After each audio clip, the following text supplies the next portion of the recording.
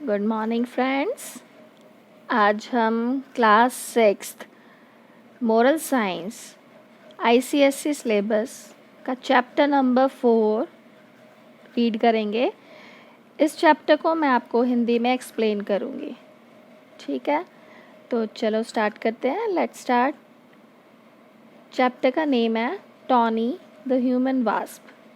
Tony एक लड़के का नाम है, इंसानी ततैया, ठीक है?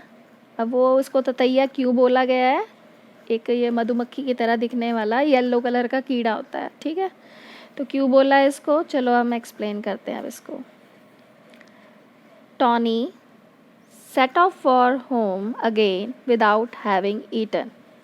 आज टॉनी फिर से घर जा रहा है वापस बिना कुछ खाए पिए।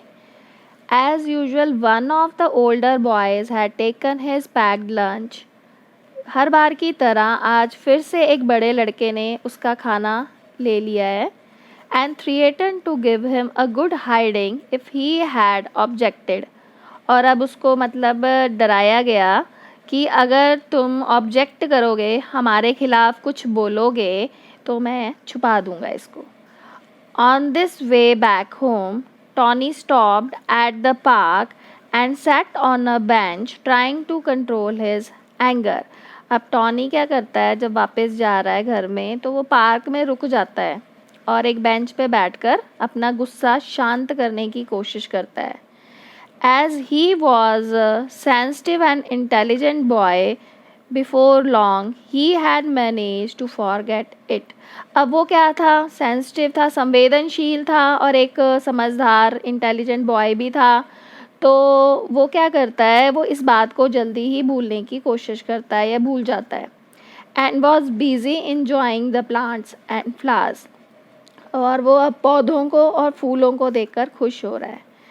ही suddenly saw a wasp flying about among the rose bushes and it gave him a bit of freight.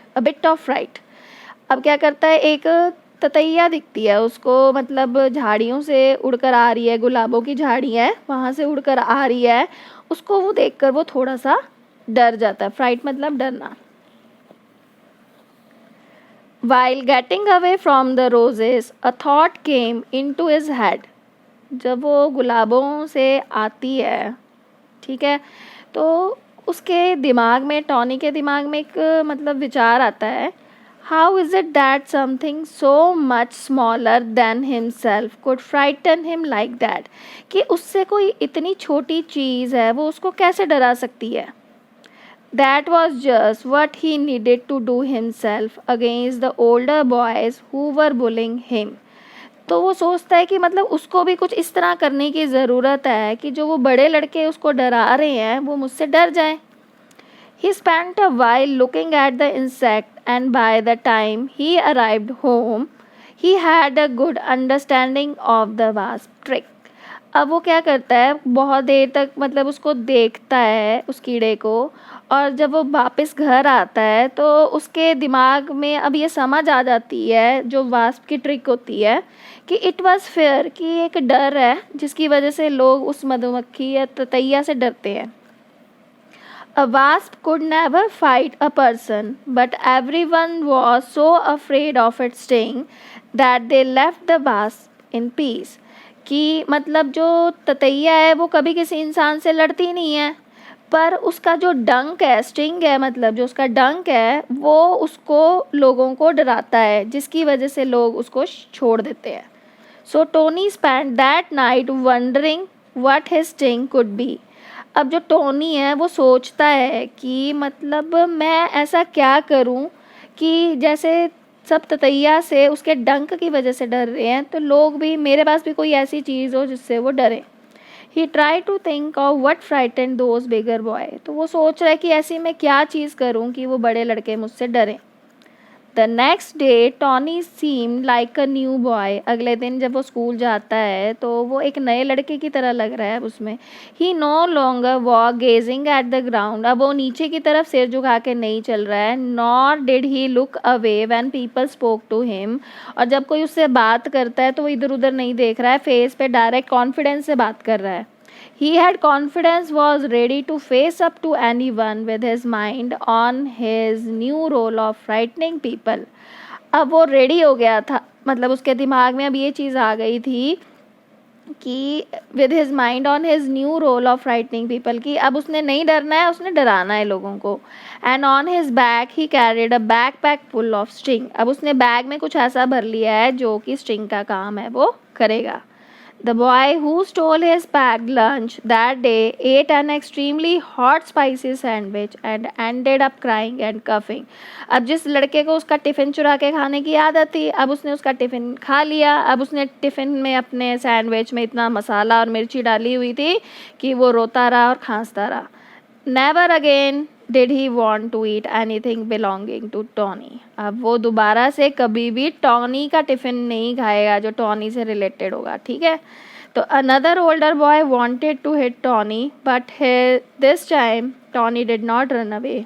एक और लड़का जो उसको मारता था, अब वो मारना चाह रहा था, पर अब इस बार टॉनी भागता नहीं है.